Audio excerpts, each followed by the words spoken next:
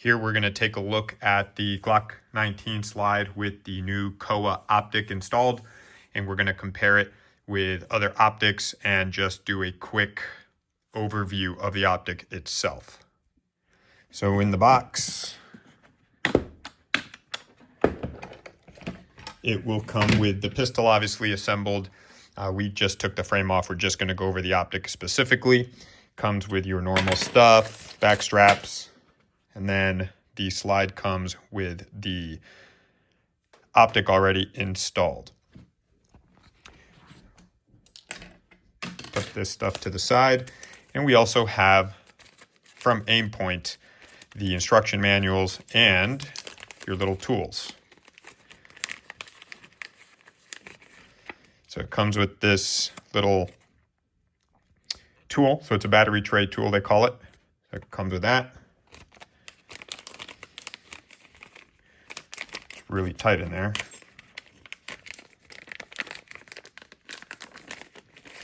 Comes with this little sheet here, little booklet. I'll show you that real quick.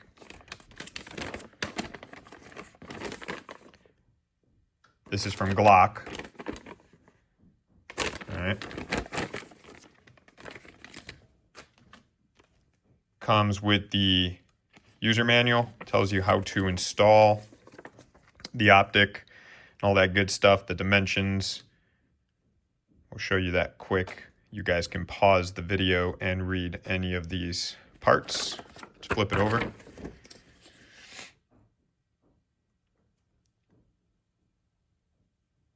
Goes over how to zero it and all that if you're unaware on how to do that. So that's pretty good. This is directly from Aimpoint right here. And what else do we got in here? Got this little warranty card. Show you the tools real quick. So this is a T10. They recommend that when you use it, do not use it on this side. It would be too much leverage. You could mess something up. So always use the longer side so you don't have as much leverage to strip or damage a screw. So there's that tool. Then you got this tool. This tool here is used to remove the battery tray cover. So we're going to show you that. It does not come with the battery installed. We already installed it and zeroed the optic. So what we're going to do now is just take this out, show you how the tool works, how the battery goes in. So the battery is included, by the way. It's included in the package, but it's not installed. So it's a brand new battery. And what you're going to do is you're going to use this little tool here, that little lip, and it's going to go in this section right there. You can see a little opening right there. So don't try to pry it from any other angle. Try to sneak it in that correct spot there. And if you lose this or don't have this, not a big deal as long as you have something thin enough to get into there. So you're going to pry that in there. And the battery tray comes out. You can see that right there. So we're going to remove the battery tray and show you that the plus part of the battery goes down facing into the tray itself. And that would be the negative side. So you're just going to pop that in. We'll take it out if you guys really want to see how to do that, just in case, right? So plus, plus. Make sure it's seated in there correctly. Grab your optic. And the optic does come pre-installed already from the factory, which is nice. We have another video that we uploaded yesterday with us doing minor adjustments to get it zeroed. Now, when you screw this back in, be very mindful not to tighten it. In the instructions, it says don't over tighten. I'm going to tell you right now, don't tighten it much at all. Just enough where it's snug. If you tighten it too much, it creates false contact the optic will flicker and it won't work. It even turned off on us. You can see the other video where we discussed that. So let me see if we can get you a better. Camera's not really zooming in on that dot, so it's kind of making it look bigger than it is. But there you have it. It works. No flickering. So that's how you install the battery. The operation of the optic is pretty simple. So to turn it off, you just hold down the minus or the down button. Notice how the optic is off. To turn it on, you can click either one of these buttons. So we're just going to push up. So there you have it. And again, it's blooming like that because of the camera. The dot's actually not that big. The camera just won't focus where it should. Trying to get it to, but it won't do it. So that's how you turn the optic on. To increase or decrease the intensity of the light, one press right there, notice how nothing happened. I'm going to explain that in just a moment. Now it starts getting brighter and brighter and brighter. Go down, just push down, down, down. And again, to turn it off, push and hold the minus button, and there it is off. Now let's turn it back on and go over that feature. Let me turn it on. We're going to count to 4 seconds. So 1, 2, 3, 4, and 5 for good measure. But it does have a 4-second lockout mode. So now we're going to push one of these buttons. It doesn't matter which one. And look what happens. I'm going to push up. You'll notice that the brightness does not increase. That is an intentional feature that the optic has. So Aimpoint was very clever in that. Instead of having a lockout mode, like on a Holosun where you hold down the plus sign to lock it out, after 4 seconds of not touching either of the buttons, it automatically locks it out. So right now that's been about another 4 seconds. So now let's push minus. You're going to see it not change. But pushing it right now reactivates control mode. So you will have control over the optic to increase or decrease that light. Now, right now it's been 4 seconds, so let's press it once. It's in lockout mode. Now it's not in lockout mode, and now it allows us to increase or decrease. So that's just a lockout mode in case you're carrying your holster rubs up against that or t-shirt or whatever it may be. With a simple press, it won't change your settings. And again, you do not have to lock it out. It locks out automatically after 4 seconds. Again, let's test it one more time. Notice how I just pushed that button and no changes. So that's a really cool feature. And to get it out of lockout mode, simply touch a button and it'll be out of lockout mode for another 4 seconds for you to adjust the intensity of that optic.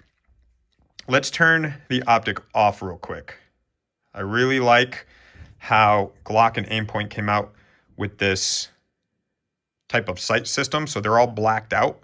I really like that. And I like how low they are. They're not going to be a true co-witness. I'm not a fan of that. I think it's just too much going on. When it comes to the front sight, it doesn't matter. But if you haven't taken an optics class, take that class and you'll notice how anything in front of the optic shouldn't really matter if you know how to use this. Where it does matter a little bit more is if you have a suppressor height rear sight, because the higher the sight, right, you're obstructing your window. And that's where you're going to be viewing the actual reticle. So it's not a perfect true co-witness, but it is, I would say like a lower 1/3, maybe a little bit less. And the camera's doing a horrible job focusing, plus black on black. Let's try to get something white here. So you could hopefully see the sights. Get my fingers out of the way. So right there. So in a case of an emergency where your optic turns off, you can still use your sights there. They work pretty well. We tested it. Works just fine. So that's really cool. I like that.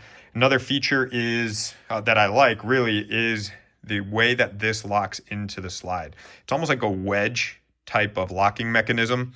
The slide was specially cut specifically for this optic. So if you take this optic off and you want to put on something else, it's not going to work. So the optic wedges into the front part of the slide here, right there, and then it sits down flush on the slide. And then what happens is the rear sight here gets screwed down with these 2 screws, so it's not a dovetail like a traditional Glock slide. So it's not dovetailed, it's 2 screws.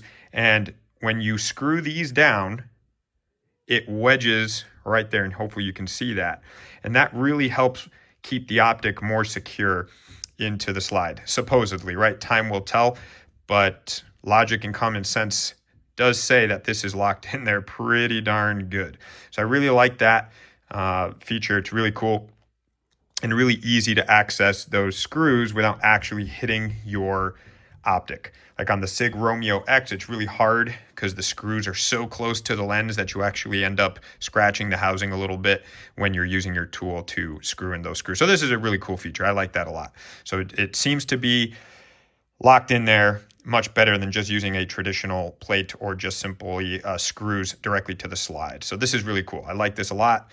And it seems like there's not going to be any type of issues with it, you know, in case someone has to replace these screws, that they're going to go into the slide components inside, because the screws do come back here where your rear sight would be. So I think that's really cool too.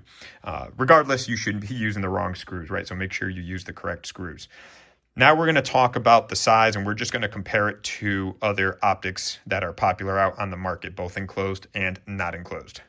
So right off the bat, one of the things that people complain about this optic while seeing it in a video or photos, even, you know, the same with the Acro P2s, is how big it looks. It looks like a mailbox or a toaster or an oven. You know, we've heard them all.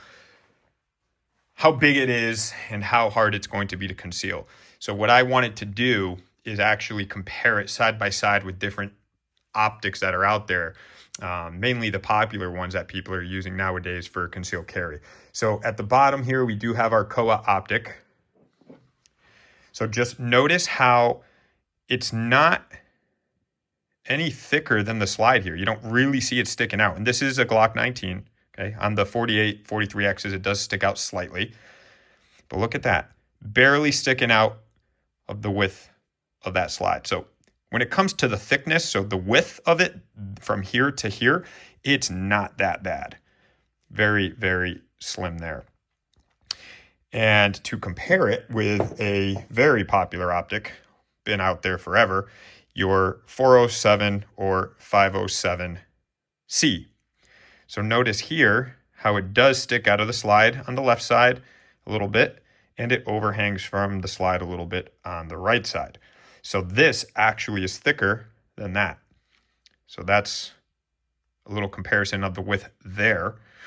Now let's check out the EPS carry. Obviously, this is a little bit slimmer. This is the carry line. So this is on a slim line Glock, and it does stick out a little bit off of the 48 slide here. So there you have that. Then you have an EPS, not carry, but regular, right? Looking at it here, it does also stick out a little bit on both ends. So it is a little bit wider. Now let's go over to our Romeo X. So the Romeo X on the Wilson Combat P320 slide. And it's pretty flush to the slide, but the buttons here do protrude just a little bit, or the shroud that protects the buttons. And of course, your battery compartment being on the side. So there's that, right? It does stick out a little bit. Still very slim profile compared to the Halston. And then here we have the Romeo XC, so compact. Same deal, right? And this is on a slimmer slide. So yes, it's sticking out a little bit more there than it did on the P320. So there you have that. And this one is the enclosed version. So now let's do some side-by-side comparisons so you can see the difference in height. So it is a pretty high sight, but let's grab our very popular, or the very popular 407. And these slides are identical, right? One's a Glock 40, or actually they're both Glock 19 slides. The Glock 45 is the one that the EPS is on. Still, same dimension slides. So let's get these as close as possible. There you go. And right there, the Holosun is slightly higher. So this actually is taller than this. Now let's check from front to back, which one's actually longer. So far, this one's wider and taller, not by much, but it is. And now let's check from front to back. Let's see. Let's try to do this like this. Okay. And if you look at the base, don't look here and here. Look at the base of the optic, where the optic itself is at the longest point, right? So longest point to longest point, the holosun seems to be slightly longer. Let's see if we can get another angle of it like this. Let's try to line it up perfectly. The back of the acro. So there's another shot of it there. So this one is longer by a hair. And if we line them up back or front to front, let's see. Now let's do back to back. Let's go right to the back of the holosun, right to the back of the acro. And hopefully you can see that the one on the left, so the holosun, is slightly longer than the acro. So why does the acro look so much bigger than a compact optic like this? Well, it's because of the rest of the housing. The holosun from here forward, from here backward is open. So you don't have all of this excess material. Now the problem is for concealment, right? People are going to say, oh, but that's the part that's going to poke out. And that's actually true. When you have this, for example, we carry appendix. So assuming this is in our pants right now, having this extra material to enclose the emitter can make a difference poking out of your shirt in comparison to something like this. If it were in our appendix position, all of this is free space, right? This sits closer to the belt line without having all the extra material back here. So that's why it looks a lot bigger, simply because it is closed. But dimensionally speaking, it's actually a smaller optic. Pretty unique there. Window size. All right, so there's the window. This one seems more narrow, a little bit taller. Let's see if that's a fact. I think the height is right about the same. So I'm talking about the window itself now. Maybe the acros is a little bit taller, but it's definitely more narrow. Let's compare it to the EPS carry. With the EPS carry, let's do back to back. Yeah, the acro is way longer. But again, this is a carry size optic. It's a micro optic. This is a compact optic. So we're not comparing apples to apples, but just to give you a perspective here, let's measure back to back and look at the fronts. So the acro, or not the acro, I'm sorry, the COA, right? The COA, not an acro, this is a COA. It does protrude a little bit more. So it is a little bit longer. When it comes to the width, I'm going to anticipate that it's also going to be a little bit wider. Well, the width actually looks pretty much the same, guys. So the width of it is the same. That's pretty surprising. And here we have the EPS, not carry version. So on this side versus the COA. Let's do back to back. Where does it start? Right there. And in this case, the COA seems to be a little bit longer. So if you look here by my right thumb, look at the front of the housing and the front of the housing with the holosun EPS. This one is longer, but again, this one is wider. Let's check it out now with the Romeo X. Romeo X. Now the Romeo X, this is not the enclosed version. It does come all the way back here because of that rear sight. So we're going to be fair and line up the entire optic with the COA. And notice how the Romeo X is a little bit longer. And now let's check out the Romeo X enclosed. So the rear sight is not going to be counted in this measurement now. We're going to measure just the back of that. Let's line these up nice and close. And the COA is a little bit longer, right? So let's do a comparison here. And again, this is the carry size or compact size. So, there you go. So you can see the window difference, okay? Size of the window there. And the COA is a little bit taller. Here's the non-enclosed version of the Romeo X in comparison side by side window view of with the COA. So there you have it, okay? And again, the COA is slightly taller. I'm not sure if we did a height comparison here with the holosun, so let's just do that real quick. Let's line up slide with slide. And these are about the same height. I don't see any difference with the eye, and we're not going to measure it because you guys can look up the actual dimensions online. So we're not going to waste your time there. So there you have it, guys. It's not a gigantic optic. However, in a video, so from your point of view right now, this seems ridiculously large. And even in images, it looks huge. It is slimmer than the P2. We are not fans of the P2. To our understanding, the lens itself is going to be the same size. The only difference here is it's a much slimmer profile. And slim is the best way to describe this thing. It is extremely thin. Again, it's just the width, if maybe half a hair wider than the actual slide on the double stack 9mm Glocks. So very cool optic there. Let's see the dot. I mean, again, the camera's not picking up the dot very good. I'm trying to get it to focus, but it will not. Let's turn it up a little bit. So usually if I angle it, you'd be able to see, but not going to happen, guys. Usually it would adjust to make that dot a little bit smaller, but no can do today. Let me see if oh, there it is. So there's the dot there. It's a very crisp dot, by the way. Let's just try to see if it'll work with all the optics. You guys can see the difference. So there is the Holosun dot. When it comes to crispness, I'm going to say, let me see, between the Holosun and the Acro, they actually seem to be the same. I don't see a major difference there. This is green, so it's not apples to apples. But there you have it. There's the green dot for the EPS carry. Here is the green dot for the EPS non-carry version, right? I feel like these green versions are starbursting a little bit more. The dot is not as precise as these two down here. Here we have our Romeo X.